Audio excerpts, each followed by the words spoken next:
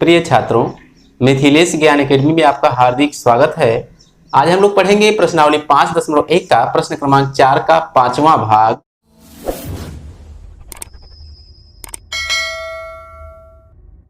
जिसमें दिया है निम्नलिखित में से कौन कौन एपी हैं। यदि कोई एपी है तो इसका सार्व अंतर ज्ञात कीजिए और इनके 3 और पद लिखिए। तो देखिए, जैसा कि प्रश्न हमारा कह रहा है, इसमें कुल 15 भाग दिए गए हैं, जिसका हमने 5वां भाग लिया है। इसमें हमें ये बताना है इस श्रृंखला में कि ये एपी है या नहीं है। यदि एपी है तो इसका सार्व अंतर ज्ञात करना है और इसके 3 और पद लिखना है। तो सबसे पहले दिए गए इस सीरीज को हम अपने हल में ज्यों कहते हैं उतार लेंगे। हाँ, तो हमने अपने हल में इस सीरीज को ज्यों कहते हैं उतार लिया है। इसके बाद क्या करते हैं कि इस श्रृंखला का हम सार्वंतर ज्ञात करेंगे। पहला सार्वंतर दूसरे सार्वंतर के यदि बराबर होता है तो ये सीरीज एपी कही जाएगी। तो सबसे पहले हम पहला सार्वंतर ज्ञात करते हैं। लिख देंगे D1। दूसरे पद में से पहले पद को घटाया जाता है, तो दूसरा पद है 3 + √2। ध्यान से देखते रहिएगा, 3 + √2 में से पहला पद घटा रहे हैं, अर्थात 3 को घटा रहे हैं। ये देखिए, 3 से 3 कट जाएगा, आगे क्या बचेगा? केवल करड़ी में 2। दूसरा सार्वंतर हम ज्ञात करेंगे तो उसके लिए तीसरे पद में से दूसरा पद घटाते हैं। तो तीसरा पद है 3 + 2 करड़ी में 2 माइनस ब्रैकेट लगा देंगे। दूसरा पद 3 + करड़ी में 2 बराबर लिखेंगे 3 + 2 करड़ी में 2 ज्यों का त्यों। माइनस ब्रैकेट जब टूटेगा तो माइनस का गुणा इसमें और इसमें दोनों में होगा, तो -3 हो जाएगा और यहाँ पर माइनस करड़ी में 2 हो जाएगा। फिर देखिए, -3 + 3 से कैंसिल हो जाएगा। यहाँ देखिए 2 करड़ी में 2 है, यहाँ पर 1 करड़ी में 2 है, तो 2 करड़ी में 2 में से 1 करड़ी में 2 हम घटा देंगे तो बचेगा 1 करड़ी में 2। तो लिख देंगे आगे केवल करड़ी में 2।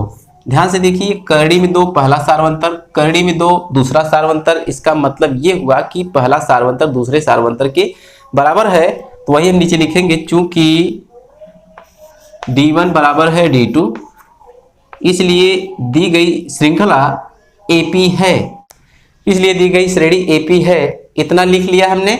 इसके बाद जब एपी है तो आगे क्वेश्चन कर रहा है यदि कोई एपी है तो इसका सार्व अंतर ज्ञात कीजिए। पहले हम सार्व अंतर ज्ञात करेंगे, लिखेंगे अर्थात सार्वंतर। तो सार्वंतर तो वही हो जाएगा जो पहला और दूसरा सार्वंतर समान है, वही 1 हो जाएगा, अर्थात केवल करड़ी में 2 हम लिख देंगे इसका सार्वंतर। और प्रथम पद को हम ए से प्रदर्शित करते हैं, तो इस सीरीज का प्रथम पद क्या हो जाएगा? केवल 3। ध्यान से देखिए, केवल 3। अब इसके आगे कह रहा है कि इनके 3 और पद लिखिए। 3 और पद लिखना है तो हम पहले देखेंगे कितने पद हमको दिए गए हैं। 1 2 3 4 पद दिए गए हैं, तो 5वां पद हम ज्ञात करेंगे। तो 5वें पद का फार्मूला क्या होता है? A + 4D। क्या होता है? A + 4D। कहने का मतलब ये है कि जो पद हम ज्ञात कर रहे होते हैं उससे 1 कम D होता है।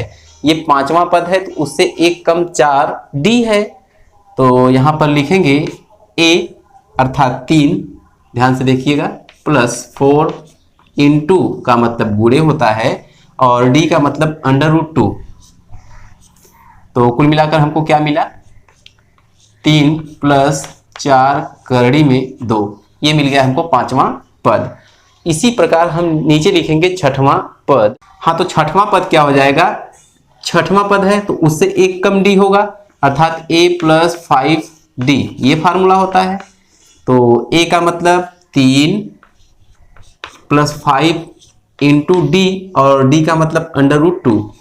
ध्यान से देखते रहिएगा, तो हमको क्या मिलेगा? 3 + 5√2। ये हो गया 6वां पद। अब लिखेंगे 7वां पद।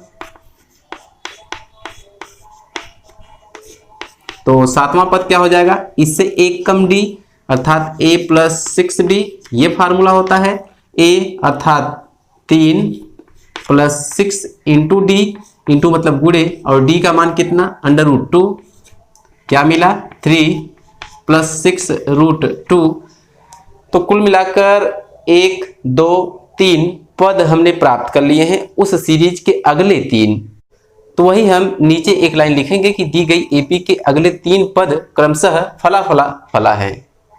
हाँ, तो हमने लिख दिया, अतः दी गई एपी के अगले 3 पद क्रमशः 3 + 4 करड़ी में 2, 3 + 5 करड़ी में 2, 3 + 6 करड़ी में 2 हैं।